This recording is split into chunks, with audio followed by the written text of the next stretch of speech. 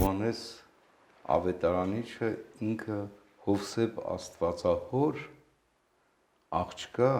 Սողոմեի որդին էր։ Հիսուսի հետ բոլոր տեղերում եղավ այն աշակերտներ, որտեղ ուղղակի Հիսուս հանձնեց իր մորը։ Այն պատկերը, որ պատկերեց Հովհաննես ավետարանիչը Աստվածամորը, այն եկավ հայոց աշխարհ։ Հայկական կապերի մասին եմ ուզում խոսել, որտեղ ինչքան ընդունված է հայոց կողմից։ Սկզբից մինչև վերջ այդ Սուրբ Հոգին խոսում է այնտեղ, ինչպես Նարեկացու Մատյան ողբերգությունը։ Մարդկային չի։ Աստծո պարգև։ Քրիստոսաբանության հիմքերը ամբողջը դրված է Հովհաննու ավետարանի մեջ։ Օրհնեցեք Տեր Հայր։ Աստծո օրհնությունը ողջույն ու լավություն ամիջ։ Տեր Հայր, այսօր խոսելու ենք նրա մասին, ով աշխարհին տվեց սիրո ամենագեղեցիկ սահմանումը, դարձավ սիրո ավետարանիչ։ Մեր զրույցը Հովհաննես ավետարանչի եւ նրա ավետարանի մասին է։ Տեր Հայր, հասարակ ինչ գիտենք Քրիստոսի սիրելի աշակերտի Հովհաննեսի մասին, ինչ տվյալներ են մեզ հասել։ Մեր գլխավոր աղբյուրը իհարկե դա հայցմավրքային աղբյուրներն են եւ կան նաեւ պարականոն նոր կտակարանի պարականոնները, որտեղ խոսվում է, որ Հովհաննես ավետարանիչը ինքը Հովսեփ Աստվածահոր աղջկա Սողոմեի որդին էր։ Այսինքն Քրիստոս Հիսուս գրեթե քեռի է գալիս իրան։ Հովսեփ Աստվածահորը ուներ 7 երեխա, որից 4-ը տղաներ էին եւ 3-ը աղջիկներ, որից մեկը Սողոմեն էր։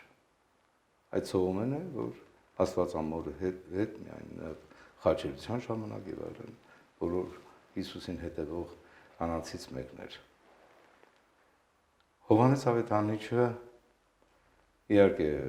փոչում է նաև որոտման որդիներ, իր եղբայր Հակոբոսի հետ միասին, Հակոբոս Զեբեդյան, գիտենք իր մասին, իր գլուխը Երուսաղեմում է եւ մարմինը Իսպանիայում, Սանտիագոյում, Կամպաստելայում։ Եվ Հովհաննես ավետարանիչը ամենաերիտասարդն էր Քրիստոսի 12 աշակերտներից, նաև որ փարվեց Քրիստոսի լանջին, ինչպես Հովհաննու ավետարանը նշում, եւ հայրերը նրան կոչում են Քրիստոսի Վագաս։ Այսինքն քահանայության մեջ որ Վագասը դնում են, այդպես որ փարվեց նրան, այդ հրաշալի համատականն են անում եւ ինքը Հիսուսի հետ բոլոր տեղերում եղավ, նույնիսկ ասենք գերեզմանը մտավ Քրիստոսի հարությունից հետո առաջինը եւ հետաքրիր է որ ամենաերկարակյացն է եղել։ Եթե մնացած աշակերտները իհարկե բացի Հուդայից նահատակվեցին, ասենք չգիտեմ, վառեցին, խոխովեցին, գլխի վայր խաչեցին եւ այլն, ապա նա ապրեց մոտ 100 տարի։ Եվ 90 տարեկանի մոտերն էր, այսինքն 90-ական թվերին էր, որ Պատմոս կղզում գրեց իր ավետարանը, ինչպես գիտեք նաև հայտնության գիրքը։ Նա քարոզեց Եփեսոսում, Եփեսոսը դարձավ քրիստոնյա, որտեղ վիճակը դուրս եկավ Եփեսոս։ Եվ մենք գիտենք նաև պատմություններ, թե ինչպես այնտեղ ինքը բազում, ասենք, դևերի է հալածում, փրկում է, հարությունը տալիս խեղդված մարդկանց, որոնք այդ հռոմեական բաղանիքում խեղդվում էին, որտեղ դևերը սպասարկում էին։ Տեր Հայր, մինչև անդրադառնալ նրա գործունեությանը, նշեցիք, որ որոտման որդի է կոչվել։ Դա նաև հաստում է իր հախուռն բնավորության մասին, չէ՞, եթե խոսենք իր առհասարակ բնավորության մասին։ Գիտես ինչ, նույնիսկ մայրը Սողոմեն մի առիթով մոտեցավ Հիսուսին ու այդ հախուռն բնավորությունը, որ ասեցիր, պահանջեց, որ իր որդիները նստեն մեկը Քրիստոսի աջ կողմում, մյուսը ձախ կողմում, երկնքի առկայության մեջ։ Այսինքն պահանջատերերին էլի։ Այո։ Եվ իրենք իրենց խոսքի մեջ հավատարի մնացին մինչև վերջ, այսինքն նաև սկզբունքային մարդիկ էին իրենք։ Եվ այդ ամենը բերեց նրան, որ իհարկե ինքը դարձավ զարթնոտ պսակը, այսպես ասենք, ավետարանիչների մեջ, նույնիսկ եղել է ժամանակ, որ փորձել են Հովանու ավետարանը չընդունել, որպես պարականոն գիրք են նայել, գնոստիկական գիրք են նայել, որովհետև իր ավետարանը զարմանալի սկիզբ ունի։ Օրինակ, եթե ասենք Մատթեոսի ավետարանը սկսում է ծննդաբանությամբ, Աբրահամը ծնեց Իսահակին, այստեղ սկզբաներ, բանը եւ բաներ Աստված եւ Աստված է բանը։ Այսինքն սկսում է լրիվ ուրիշ տեղից։ Այս երկրից չի սկսվում։ Երկնքից սկսվում է, գալիս է այդ լույսը տարածվում է, իր ասերը տարածում է, հետո ինքը գնում է, բայց եւ զարմանալի է, որ իր ավետարանի վերջում Հովհաննես ավետարանը ասում է, եթե ամեն բան գրվեր Հիսուսի մասին, աշխարհն էլ դեռ չէր անի։ Տեր էր եւ այն փաստը, որ առաքյալներից միակն էր, չէ, որ մինչև վերջ մնում է Քրիստոսի կողքին, նաեւ խաչելության, այո, խաչելության, իր հավատարմության, միգուցե նաեւ համարձակության մասին։ Ինքը շատ մոտ էր իմիջիալոց, ասենք այդ քահանայական, այդպես կաստա, ասենք, էլ հրեական, որտեղ փարիսեցիներ, բան քահանապետներ եւ այլն, եւ իրեն թույլ էին տալիս, որ նա մուտք գործեր նույնիսկ Քրիստոսին խաչում, իմանալով, որ աշակերտն է, այնուամենայնիվ նա մուտք գործեր, նույնիսկ միջնորդեց, որ Պետրոսն էլ իր հետ գա ու մտնի, ասենք, այդ բակը, որտեղ հետո իհարկե քահանապետի սենյակում դատում էին Քրիստոսին, հետո տարան Պիղատոսին մոտ։ Եվ դա այն աշակերտներ, որտեղ ուղղակի Հիսուս հանձնեց իր մորը։ Եվ որդի ու մայր կոչվեց, այսինքն այդպես ինչ ասեմ, հանձնառական, որը ինքը կարծես Աստվածամոր որդի դարձավ։ Ինքը դարձավ երևի այդ արժանինքները, որ դուք խոսեցիք մի քիչ առաջ, աստվածաբան կոչվելու այդ բոլոր շնորհները տրված էր իրեն։ Այսինքն գնահատվեց Աստծո կողմից, Քրիստոսի կողմից։ Տերերն մնաց Աստվածամոր հետ եւ վերափոխումից հետո միայն 12 տարի, այո, 12 տարի ապրեց նա հետ եւ հետաքրքիր է, որ քանի որ վերափոխման տոնի մասին խոսեցիք, այն պատկերը, որ պատկերեց Հովհաննես ավետարանիչը Աստվածամորը, այն եկավ հայոց աշխարհ։ Բարդոնիոս առաքյալի հետ միասին գնաց ու գիտես, բացեցին տեսան չկա մարմինից, կարոտի համար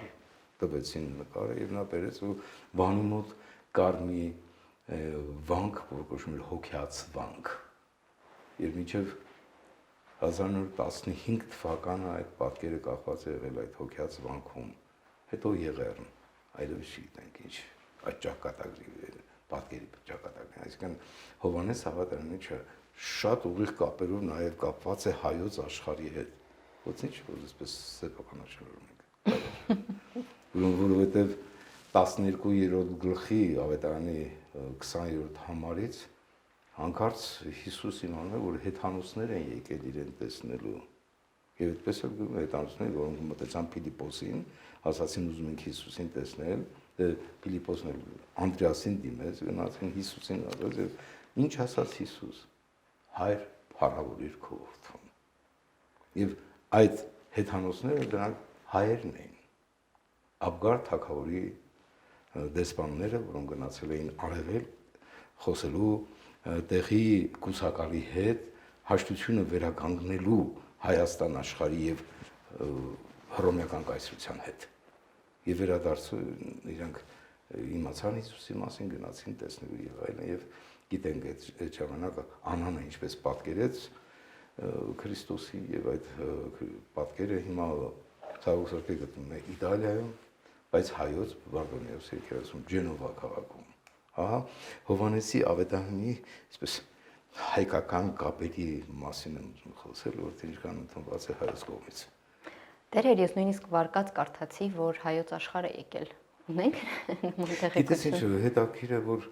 Օրմանյան պատրիարքը խոսում է, որ 8 առաքյալներ անցել են հայոց աշխարհով։ 8 առաքյալներ։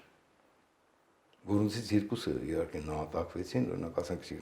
Սիմոն Կանանացի եկավ գնաց Պարսկաստան, այսինքն Պողոս Արաքյալ եկավ Հայաստան գնաց դեպի Հունաստան, Պետրոս Արաքյալ եկավ գնաց Հռոմ եւ այլն, Անդրեաս եկավ Կովկասյան լեռները բարձրացավ գնաց եւ այնտեղ ասում է գնաց մարդակերների աշխարհը եւ ռուսները ասում են նա մեր Արաքյալն է,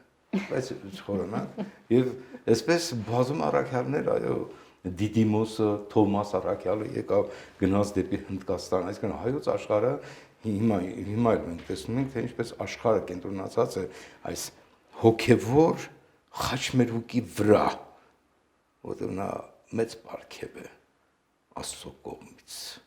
Եվ մենք պետք է գնահատենք։ Եվ ոչ թե բաշենք, վայ, ուզում ես վերցրու, չէ, այդպես չի։ Դեր հետ կարծում եմ ժամանակն է, որ խոսենք ավետարանը ինչպես ստեղծվեց Հովանու այդ գեղեցիկ պատկերի մասին։ Նախ քանի որ ինքը ամենա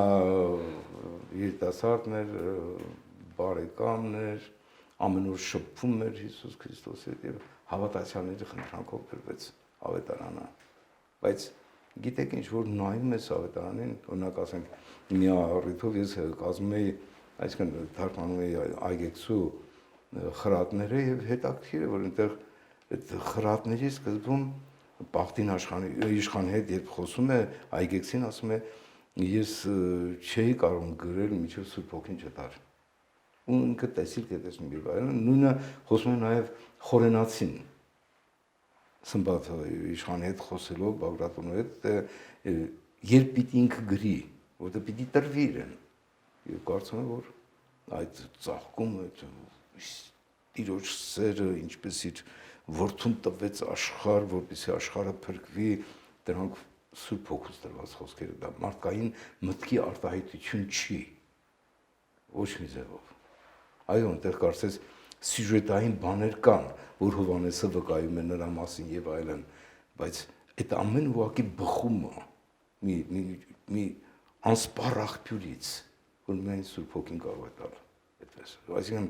սկզբից մինչև վերջ այդ Սուրբ Հոգին խոսում է այնտեղ, ինչպես Նարեկացու Մատյան ողբերգությունը մարդկային չի, Աստծո պարգև է։ Տերեր, քանի որ էապես տարբերվում է ավետարանի մյուս հատվածներից, մի քիչ մանրամասնենք ինչ առանձնահատկություններ ունի, ինչն է բնորոշ հատկապես Հովանու ավետարանին։ Ես ասացի, այնտեղ կան իհարկե նույն մարդու մասին է խոսքը, նույն, ասենք, չգիտեմ Ոտնլվահի, խորհրդավոր ընթրիքի, չնայած այնտեղ բան եւ այլն շատ այդքան մանրամասներ, այսինքն սյուժետային համարյա բան չկա, ինչպես ասենք մնացած ավետարաններում, որ օրինակ ասենք Ղուկաս ավետարանը բժիշկ է, ինքը Հիսուսի բժշկությունների մասին է խոսում, այստեղ ընդհանրապես մի երկու դեպք կարող է հանդիպենք բժշկության վերաբերյալ, օրինակի համար, ի ծնե կույրի բժշկությունը, որով նա մոտենում է վերջում այդ կույրին եւ ասում է հավատում ես Քրիստոսին ով է նա ահա քո առաջ կանգնում այո հավատում ու երկրպագում այսինքն ամբողջ աստվածաբանությունը քրիստոսաճանաչություն է երկրորդը ասենք իշխանավորը գալիս է ասում է որ իր որդին հիվանդ է եւ փաստորեն այդ խոսքով ուղղակի ասում է գնա քո որդին բժշկված է գարի ազնատեցնով բժշկված է որ ժամին 7-րդ ժամին այսինքն դա եբրայական թվաբանության մասին, այսինքն կեսօրից հետո էր, էլի մեկից հետո։ Եվ իշխանը տեսնում է, որ այդ ժամին էր, որ Հիսուս ասաց քո որդին բժշկված է ու իր ամբողջ տունը հավատաց։ Շատ բաներ չկան բժշկության, որ նայես, հասկանում ես, բայց կա հրաշքների որոշ դետալներ, օրինակ ասենք ջուրը գինու վերածելու։ Գին չի հասել իմ ժամանակը։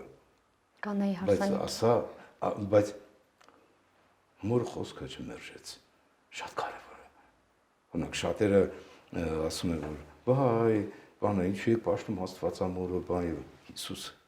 կատարեց մոր խոսքը։ Այսինքն այդ իբրև թե որ ասում են իմ մայրերն ու եղբայրները նրանք են, ովքեր հիմա իմ խոսքն են լսում, բան եւ այն դրանով բողոքականության ճյուղը սկսում է մերժել Աստվածամորը։ Ընդհակառակը Հովանու ավետարանը հաստատում է Աստվածամոր մեծությունը, հարգանքը, պատիվը, որ վերջապես ծնողորդի հարաբերությունը ցույց է տալիս, դա նաև դպրոց է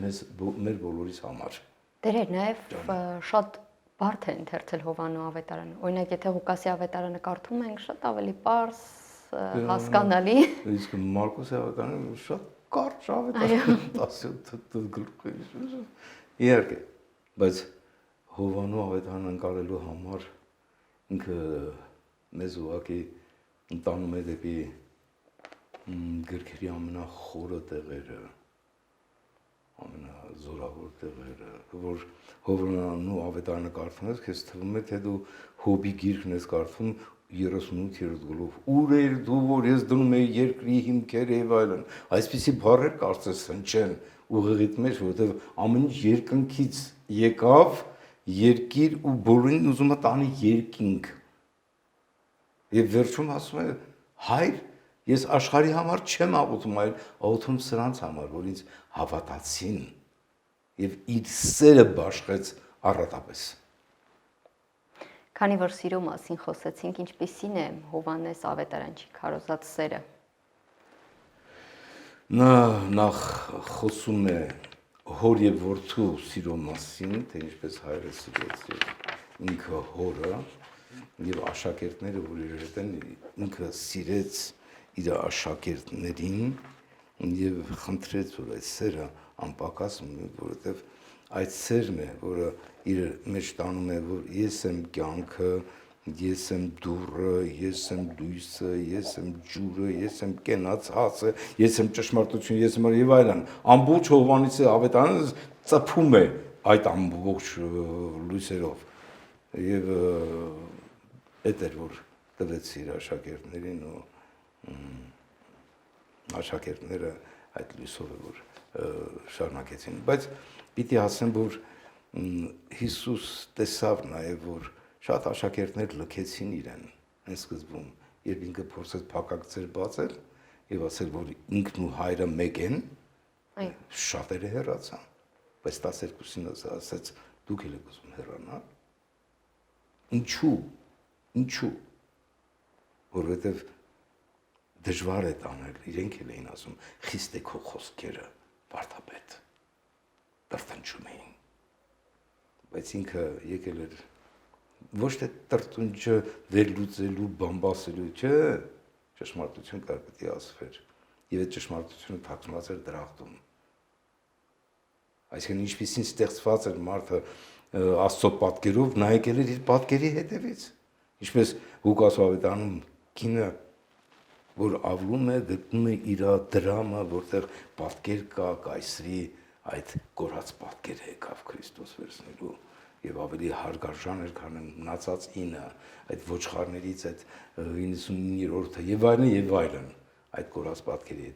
հետևից էր եկել Քրիստոսը։ Տերեր, վերադառնալով ձեր նախորդ խոսքին, կարող ենք ասել, որ ավելի ուշ գրված լինելով մյուս 3 ավետարաններից, Հովանու ավետարանը փորձում է լրացնել այս ավետարանը։ Ոչ սյուժետային, այլինքն բացում է ամբողջ փակագծերը,